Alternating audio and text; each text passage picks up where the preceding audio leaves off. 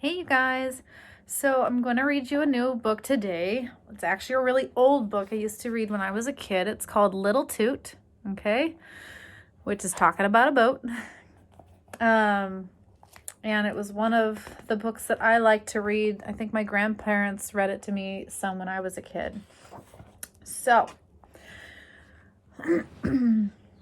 at the foot of an old wharf lives the cutest, silliest little tugboat you ever saw. A very handsome tugboat with a brand new candy stick smokestack. His name is Little Toot, and this name he came by through no fault of his own. Blow hard as he would, the only sound that came out of his whistle was a happy, small toot, toot, toot. But what he couldn't create in sound, Little Toot made up for in smoke. From his chubby smokestack, he would send up a volley of smoke balls, which bubbled over his wake like balloons. Hence, when he got all steamed up, Little Toot used to feel very important. Then the flag at his masthead would dance like the tail of a puppy dog when he's happy. And he flaunted his signals like a man of war. Now, a man of war, you guys, is like a big, like a battleship kind of a thing, okay? Now, the river where Little Toot lives is full of ships. They come from ports all over the world, bringing crews who speak strange tongues and bringing even stranger cargoes. Hides from Buenos Aires, copra from the South Seas, whale oil from the Antarctic, and fragrant teas from distant Asia. So there is always work for tugboats to do, either pushing ships into the docks to be unloaded or else pulling them into the stream and down the channel to the ocean to begin a new voyage.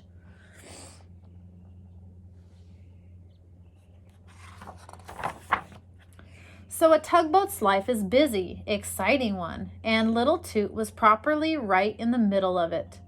His father, Big Toot, is the biggest and fastest tugboat on the river. Why, Big Toot can make more smoke and kick up more water than any two of the other boats put together.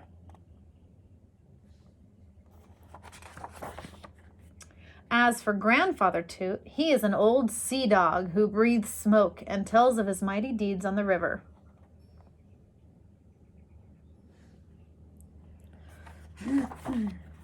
You'd think that Little Toot, belonging to such an important family, would have his mind on work. But no, Little Toot hated work. He saw no sense in pulling ships 50 times bigger than himself all the way down to the ocean.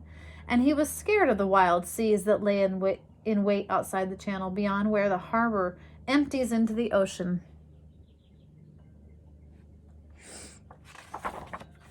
Little Toot had no desire to be tossed around. He preferred the calm water of the river itself, where he could always find plenty of fun, like gliding, for example.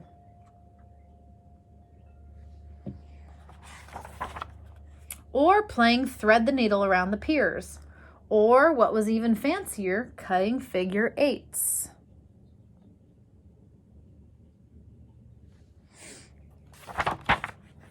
Little Toot liked nothing better than to make a really fine figure eight.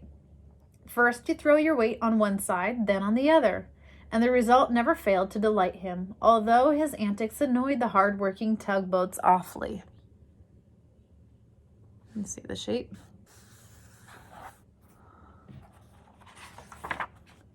But he kept on making figure eights that grew bigger and bigger until one day, carried away by the joy of it all, he made one so big it took up the whole river. Indeed, there was hardly room for it between the two shores.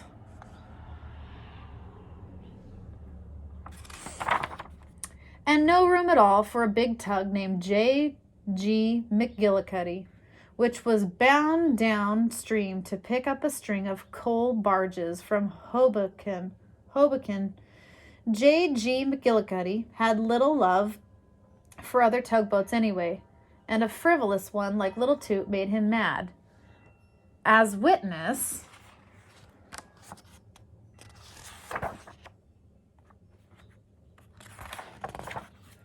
This by itself was bad enough, but unfortunately for little Toot, the other tugboats had seen what had happened, so they began to make fun of him, calling him a sissy who only knew how to play. Poor little Toot, he was ashamed and angry, but there was nothing he could do about it except blow those silly little smoke balls.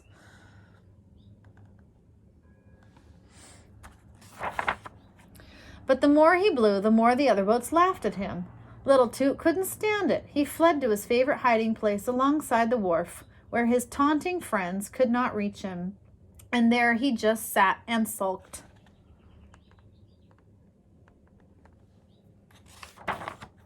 After he had moped a little while, little Toot saw, headed down the river, a great ocean liner. And pulling it were 4 tugboats with his own father, Big Toot, right up in front. The sight of that brave, bustling work made little Toot think. He thought harder than ever in his life, and then all of a sudden a great idea burst over him. He wouldn't be a silly, frivolous little tugboat anymore. He would work like the best of them. After all, wasn't he the son of Big Toot, the mightiest tug on the river? Well, he would make Big Toot proud of him. He'd show them all. Full of ambition, he started eagerly downstream. He sidled hopefully up to one big ship after another, tooting for them to heave a tow line. But they supposed he was still only a nuisance and would have nothing to do with him. Oscar, the Scandinavian, rudely blew steam in his face. And the others were too busy with their own affairs to notice a bothersome little tug. They knew him too well.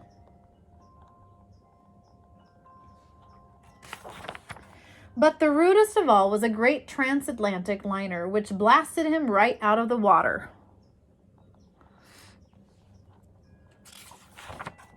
That was too much for little Toot. He wasn't wanted anywhere or by anyone. With his spirits drooping, he let the tide carry him where it willed. He was so lonesome. Floating aimlessly downstream, he grew sadder and sadder until he was utterly miserable. He was sunk so deep in his own despair, he didn't even notice that the sky had grown dark and that the wind was whipping up into a real storm. Suddenly, he heard a sound that was like no sound he had ever heard before. It was the ocean, the great ocean that little Toot had never seen, and the noise came from the waves as they dashed and pounded against the rocks. But that wasn't all. Against the black sky climbed a brilliant, flaming rocket. When little Toot looked hard, he saw jammed between the 2 huge rocks an ocean liner which his father had towed many times up and down the river.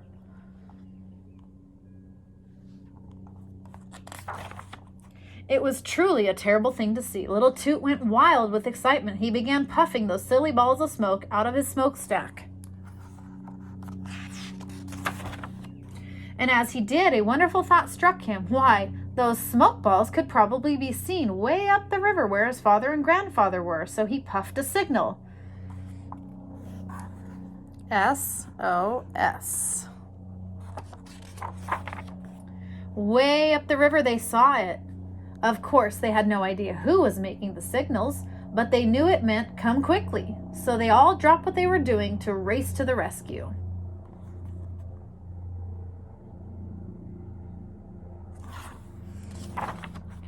Out of many wharves steamed a great fleet. Big boats, little boats, fat ones, and skinny ones. With Big Toot himself right in the lead, like an admiral at the head of his fleet. Just in time, too, because little Toot, still puffing out his SOS, was hard put to it to stay afloat.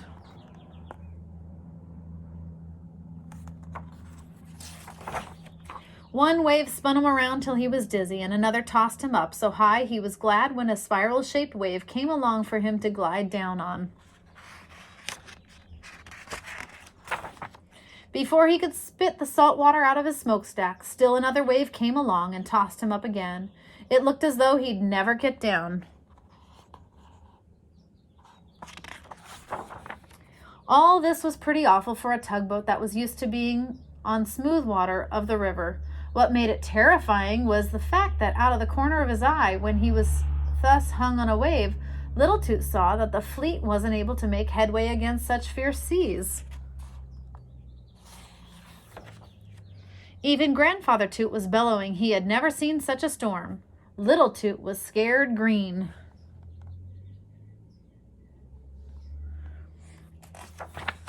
Something had to be done, but all that Little Toot had ever learned to do was blow out those silly smoke balls. Where he was, the channel was like a narrow bottleneck, with the whole ocean trying to pour in at once. That was why the fleet couldn't make any headway. The force of the seas simply swept them back.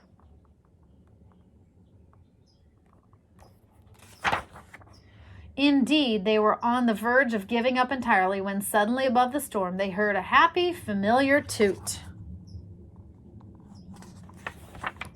It was Little Toot, not wasting his strength butting the waves as they had done, but bouncing from crest to crest like a rubber ball.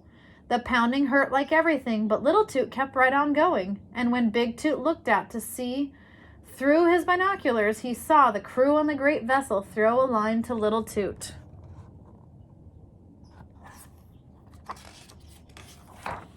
It was a wonderful thing to see. When the line was made fast, Little Toot waited for a long moment, and then, when a huge wave swept under the liner, lifting it clear off the rocks, he pulled with all his might. The liner came free.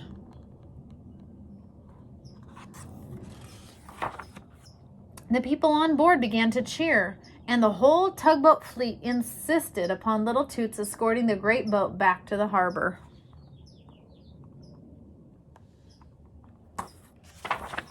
Little Toot was a hero, and Grandfather Toot blasted the news all over the river. Well, after that, Little Toot became quite a different fellow. He even changed his tune. And it is said that he can haul as big a load as his father can.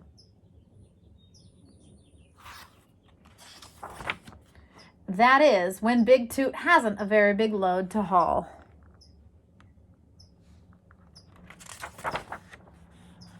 The end. So, hope you enjoyed. Bye.